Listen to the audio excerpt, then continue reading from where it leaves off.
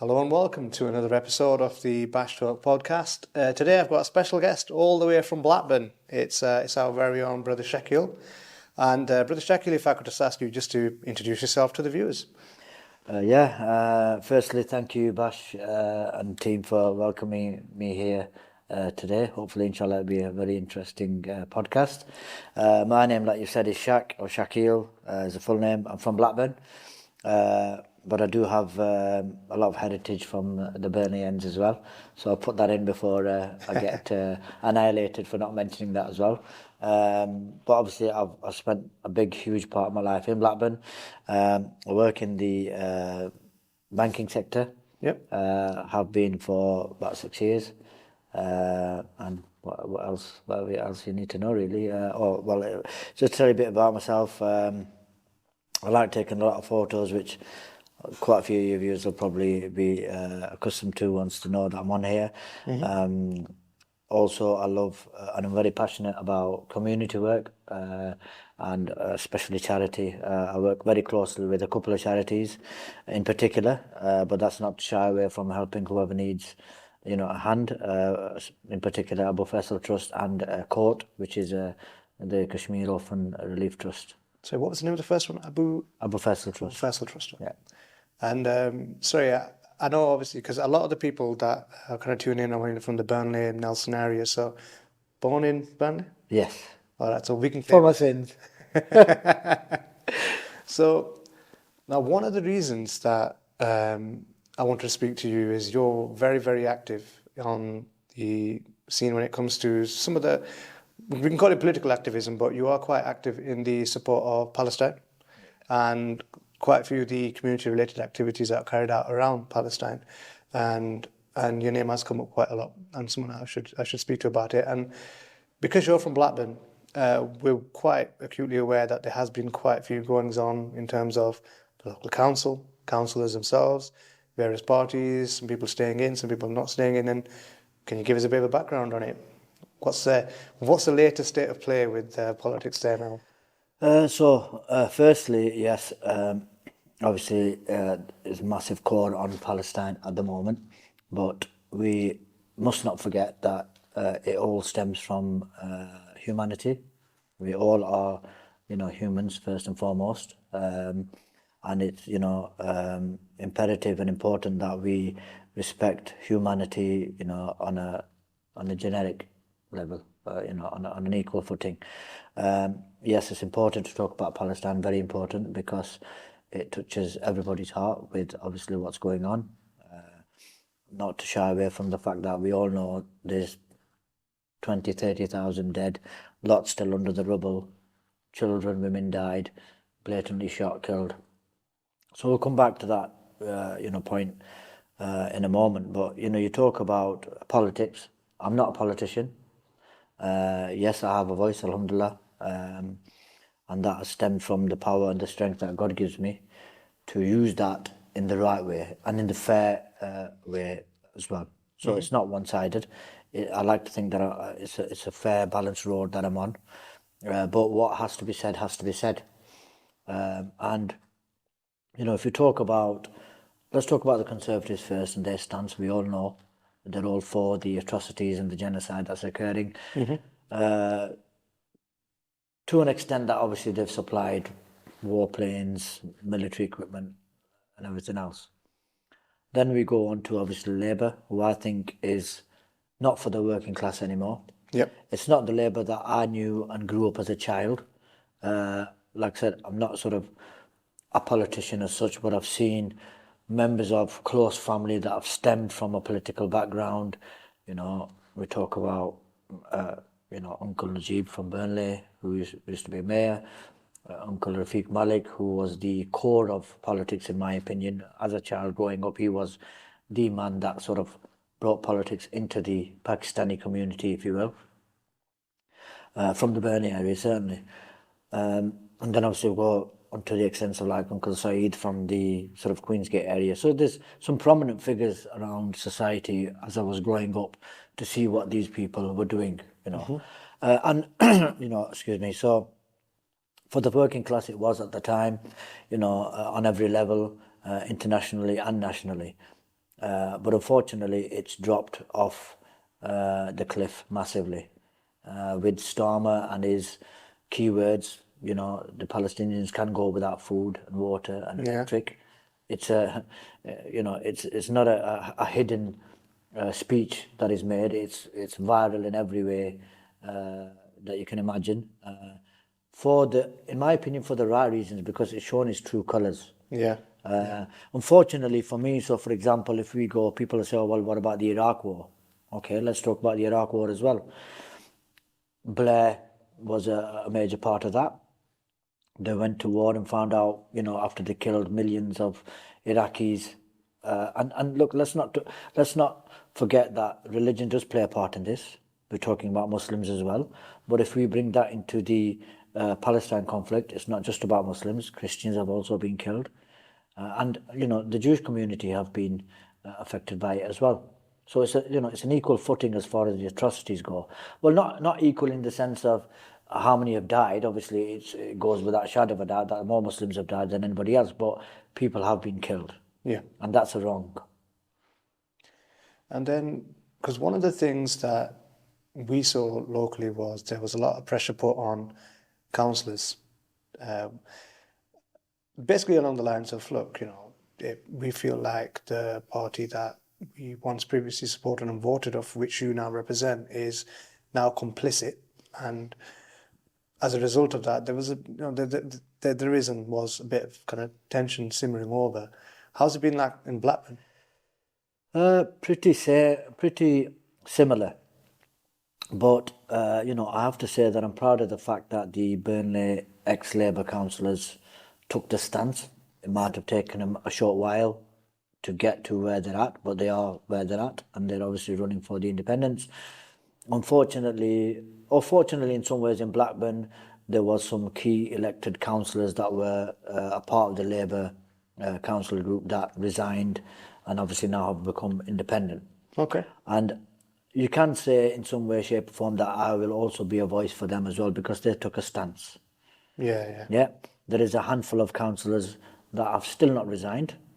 And in my eyes, it's very shameful that they couldn't represent their constituents, the same people that, and myself included, because I was a very stern Labour supporter, if you will. In the last elections and prior, you can go back many years, I've supported Labour councillors and the Labour Party. That there's no tomorrow. But unfortunately, what's right is right and what's wrong is wrong, Bash. And in my opinion, I said to myself when this atrocity started that I'm going to be a voice for this. And I've got many friends, alhamdulillah, and I'm proud of that fact. But also I said to myself that if I have to stand alone in voicing my opinion, which in some ways for some people it might be brash, it might be irresponsible, it might not be honest, which I don't think it is. I think I've been very straightforward with my views and comments. If I have to stand alone, I'll stand alone, but I won't stop. And going back to the council issue that we have in Blackburn, there's some key members still in the Labour Party that have said one thing that they all collectively used, even before the sort of independence, ex-Labour councillors, even in Burnley, resigned. We're working within. You've got Lord Wajid in Burnley, working within. What are you working within? You can see everything in black and white or in colour on your TVs of what is going on. We're not asking you to pick up arms and go and defend anybody. We're asking you, the pen is mightier than the sword. We're asking you to be a voice for your community, the same community that has stood by you, rain or shine, that have voted for you, rain or shine, that have got their families who've probably not understood the concept of politics to vote for you as well. And now you can't sort of give back something to that community. I just find that rash, I find it irresponsible, I find it dishonest, I find that there's no integrity left with these people anymore. Hence why, for me personally, I will raise my voice, as I said, for the independence, and I'll help the cause for Burnley as well, because obviously my grassroots are from here as well, to see, to put them back on that pivotal, purely and massively out of respect for being the voice and resigning and giving up their positions. I think that's key, because one of the things that might have probably worried the people who are now independent is thinking, well, actually, where they're going to get the support from, because they probably may have overthought it and thought, well, if we leave the party, we're going to lose everything. Whereas, to be honest, the Burnley independents seem to be doing all right. They seem to be thriving. I mean, and I think it's a case of, as an individual, people have got to make a choice and say, well, do I care more about my career, or do I care more about my morals? And unfortunately, it feels like people are maybe thinking a bit too much of the career. And touching on something I think I might have mentioned a couple of podcasts ago, is where it's that concept of, when you mentioned about working within. I personally hold the view that it's not. I think they'll let you sit at the table, they'll give you access, but they won't give you influence. And that's my personal view. And what do you think about that? Do you think that by staying in, that there's even any possibility of influencing decisions? As the amazing Imran Khan says, absolutely not. And I'll tell you the reason why. Because it's clear that Stormer's come out on various interviews to tell you his position. When I say you, I say the generic public. Also, and it's factual, this is fact, this is not made up, it's out there, you can Google it.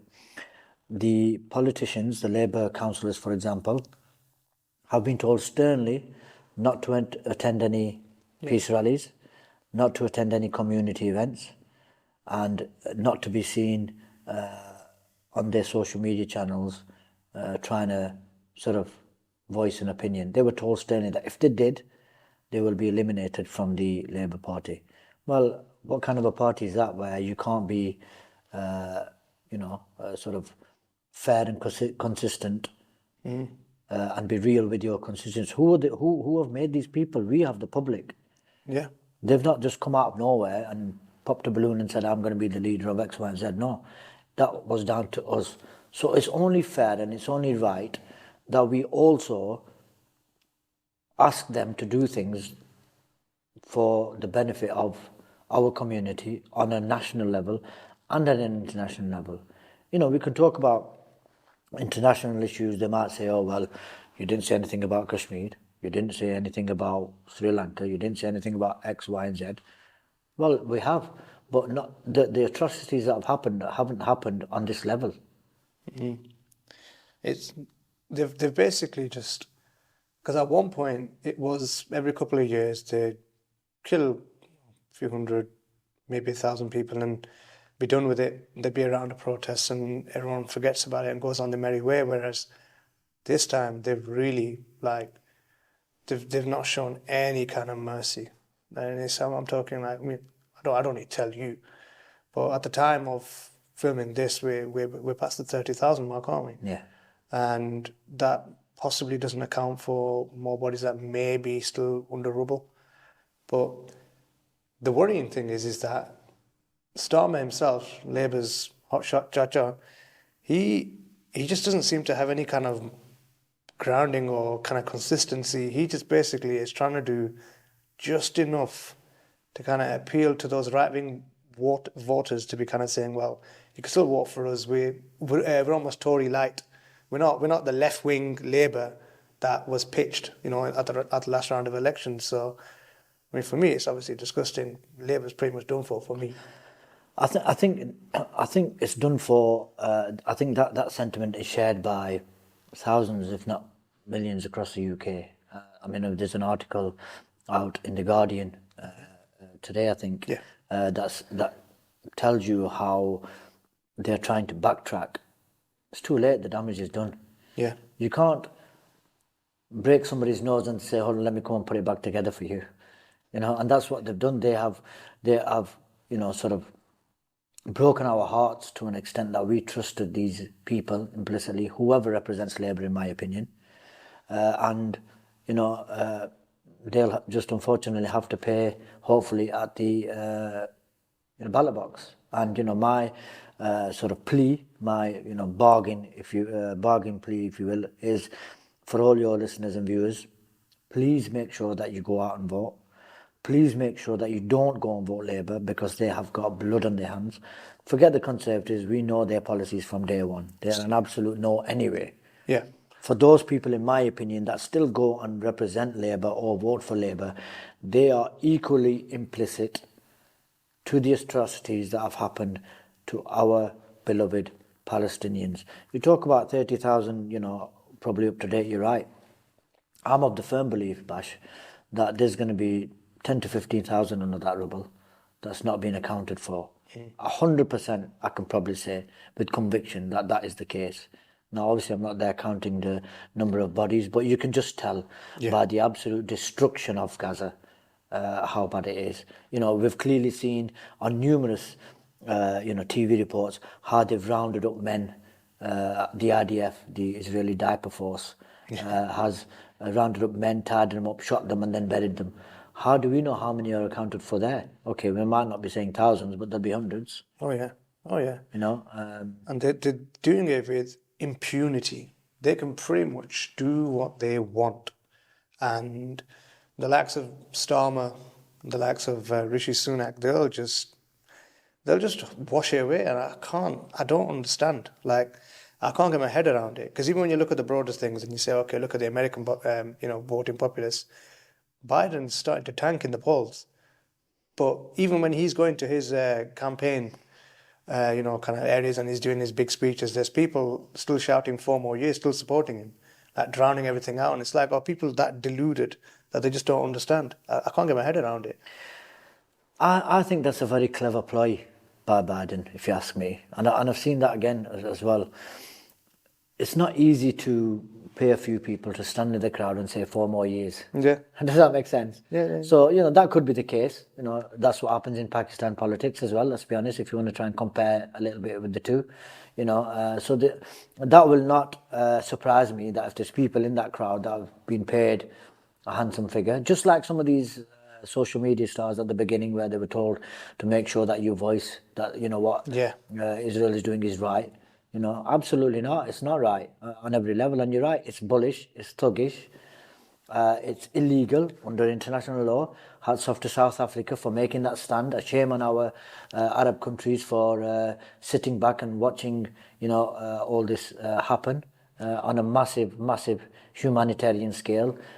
Shame on them. But, at the end of the day, look, it's all in Allah's hands. I believe that, they will get their sort of just desserts when it's time for them to return. Everybody has to return to the Creator. And at least for me personally, regardless, everybody has skeletons in the closet in some way, shape or form. I can proudly say, inshallah, if I get to meet any of the Gazans or the Palestinians, that I try to be a voice. Even if it's 1%, I try to be a voice. Yeah. Because at the end of the day, one of the problems I think people have is they don't really know, like, they always say, like, well, what can we do? But as long as you're doing something, isn't it? At the end of the day, there's some form of activity or activism that you can do. I mean, you're quite active. You do quite a few kind of community-related things, and you've been involved in some things related to Palestine already, and kind of getting people together and raising the issue. And likewise, I'm sure that's happening up and down the country, and I'm sure there's plenty of room for others to join. 100%, Bash. Now, look, I said earlier, it's a humanitarian cause, and what gives me pride is that, Muslims aside, the amount of non-Muslims that are protesting for this cause is unbelievable. Why? Because it's humanity. It's unjust. What is happening to these poor children that are losing their parents, at the sort of launch of a bomb and everything's finished, their lives turned upside down. Yeah. And for me, for the latter part of my life, I've done a lot of community work, alhamdulillah. And one of my key agendas, I'll be honest with you, is I didn't do it just to help out a Muslim issue, and that was it. No, I did projects where I brought the community together to bring diversity and inclusivity into this as well. To help the non-Muslims. I help Darien Hospice, East Lancs Hospice, Blackburn Hospital, Burnley Hospital, so many things. Why did I do it? Because I wanted to show the general public that we as Muslims aren't as bad, for example, as what the media is making us out to be. We are not. We are compassionate. Alhamdulillah, we've been taught that by the most merciful. Yeah. And we can't sort of stray away from that. Even now, regardless of what's happened, we're not going to pick up armory and go out there and fight and try and defend the Palestinians. It's impossible. But look at the double standards here, Bash. Shamima Begum went to fight for Syria. She was a British citizen. Yeah? And you've got people from the Great Britain, it's not great anymore, unfortunately, Britain, that have gone and fought for the Israeli diaper force. So look at the double standards. I mean, we go back to the councillors. Can they not see this? That the double standards, how it's incurring in your face, and you still have not got the audacity to say, you know what, I'm not going to be a part of this. The people that have, massive respect to them. Yeah. The people that haven't, your very own Azhar, for example, that's going to stand in Rochdale, shame on him. I hope George Galloway absolutely annihilates him at the election box, because people like that deserve it. They've put, like you said, they've put their career first. To me, it's not even a career for them. They're very influential people. Some of these are very influential business people. So they've got a career. They've got money coming in from an income from a business that they're striving from. So it's not even as important as saying, I'm going to lose my job. And, if I resign, I'll lose my job and that'll be the end of me. No. Your wasila and your rizq is with Allah. Do something for Allah and you'll see what kind of doors will open for you. Yeah, mashallah, that's a better way to look at it, because we're told that Allah Ta'ala is our provider and our our provision is written for us, so we just got to go out and do the right thing. So maybe if anyone's listening who's kind of on the fence, they should seriously consider just doing the right thing. The only right thing, in my opinion, Brother Bash, and I'm going to say, I'm quite vocal, as you probably slowly start to gather, is vote independent. Do not vote Labour. If you vote Labour, you are going to be implicit. You might not think so, but you're giving these people another term in their offices, their cushy offices, to work inside and do nothing for you. Forget the Palestine issue or any worldwide issue. What have they done for the community? Let me touch on that a little bit, because I feel that that's important. Our youths are on the street. Our girls are freely smoking vapes, for example. Okay, it's not a council issue as such, but it's because there's nothing out there for them to be coming into. Like, look, you've got, mashallah, a beautiful little community centre here. They should have them dotted around the Northwest. For example, I'm talking prominently about the Northwest because that's where we're from. But, to bring them in line and give them some love and show them some compassion. You've left these people these kids to ruin the streets, ruin the parks that were once thriving with kids. There's probably one poxy swing left, to be shared on a nice summer's day between about, 5 families who are waiting in line for when this poor little kid who's absolutely having the time of his life is going to come off this swing so that my child can go on. You look at potholes, the roads are a mess. Yeah. There's super mosques being built everywhere. Why are we spending millions on super mosques? Why don't we bring them in and unite them into, a good, healthy mosque, and let's build on the community spirit? Community first, yeah. I like that thought process. But then my job is then to be objective and say, well, actually, the councillors they might turn around and say, well, the Tories have given us all the cuts, that's why we can't give you. But if you vote for Labour, we're not going to give you as many cuts, and we're going to inject more money into the community and this, that, the other. Have you got a response for that? I have. So not too long ago, I could sort of give you a pinpoint date. Blackburn Council, Labour Council, was awarded, I think, £600,000 to spend on the sort of, the area. Personally, and I might be wrong, because I'll hold my hands up where I'm wrong as well, I've not seen that money spent on anything that I can actually say, that's for the community. Or that's for the kid across the street who normally doesn't get access to a swing. He can go and, enjoy himself. As a council, we are so mindset on spending thousands, if not hundreds of thousands, on sculptures which are meaningless. I mean, Bash, what is that telling you? Meaningless. You know, you go around probably Nelson, Burnley, you know, Blackburn. And another thing I'm very passionate about is helping the homeless. Regardless of what everybody's view is, they have their own mental health issues, which has probably stemmed for them to be in the position that they're in today. What have they done for them? Nothing. I run you know, when I say I had a beautiful team, you know, we touched on it earlier, for about 7 years, where we had some amazing volunteers, not just Muslim, there was Christians there as well, from our community. We had a great team. We fed them every week. When I say we fed them, we had businesses who donated. Allah bless them for that, give them sustenance. And, you know, we did that for 7 years. After that 7 years, Bash, I'm going to surprise you with something. The councillors turned up once. 7 years. In 7 years. Took the photo and off they went. I had no support. We did it in rain, shine, snow, gale winds. You can call it a hurricane if you want. We were there. We never stopped. Because these people had become dependent on us being there every Wednesday. And we had to be there. By hook or by crook. I didn't do it for me, Shakeel Choudhry, or to be the man. No, it's not about that. We are, alhamdulillah, fortunate enough to be sat here in a warm room discussing things as openly as we can. Some of these guys, because of, you know, sadly their backgrounds or you know, their lifestyle and how it's changed, we don't understand that. We don't get into you know, in Punjabi they say, "Sanu ke aisa rakhe janda." You know, they're not kind of, doesn't affect us. They're not related to us. Well, do they have to be related to us for us to do something about it? That's a fair point, yeah. Yeah, and I think the only thing I'll say once we're starting to round off on the time as well now. I told you we had a lot to talk about. Yeah, no, it's good because this is generally the kind of time slot I aim for anyway.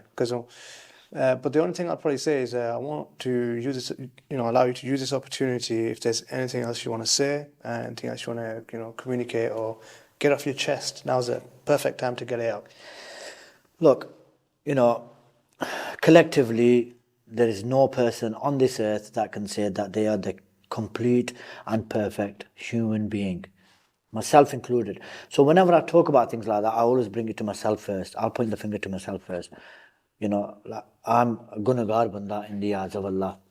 Every day I probably will be. I'll say it openly. But wherever you can make that difference, wherever you can try and make that person smile, that person that's crawling on the floor, wherever you can try and lift him up, give him a smile, share some love, give it. But, you know, do it with conviction. Do it from there, from the heart. Not because there's 3 people watching you behind ready to put it on Snapchat. Yeah. No. Yeah. You know, you have to do it from there. You know, very quickly, you know, we used to film the homeless and people say, oh, look, they're doing this for, you know, to show themselves. But it wasn't about that. It was to create awareness. There's a difference between showing yourself off on social media and creating awareness. That you can't compare the two. Yeah. So, you know, touching on that point, coming back to it, make a stand. You know, I appeal to all your viewers, anybody who's watching this, make a stand, get all your family. Don't think I'm not going to go and vote. No, please go out, put your vote in the ballot box. Your voice has to be in that ballot box. And I say categorically, do not vote Labour. You are making the biggest mistake of your life. If you expect change, make the change. Don't expect change and think that that's just going to be, you know. Yeah, it's just going to, you know, magic itself. No. Yeah. No, that's fine. I mean, I appreciate you coming in. I just want to say thank you as well because you come all the way from Blackburn. No, you're very welcome. And there was some last minute shuffling around as well, so I appreciate you coming. No, you're very welcome. And as for the viewers, yeah, I mean, I hope you appreciate this podcast. I think there's going to be a few more around this kind of topic. And especially as the election season pops up, there's going to be more. But I will mix the topics up as they come and go. But as before, just keep liking, subscribing and sharing the videos if you do find them interesting. And yeah, if you just say over and out. He's done amazing, over and out. And do not vote Labour.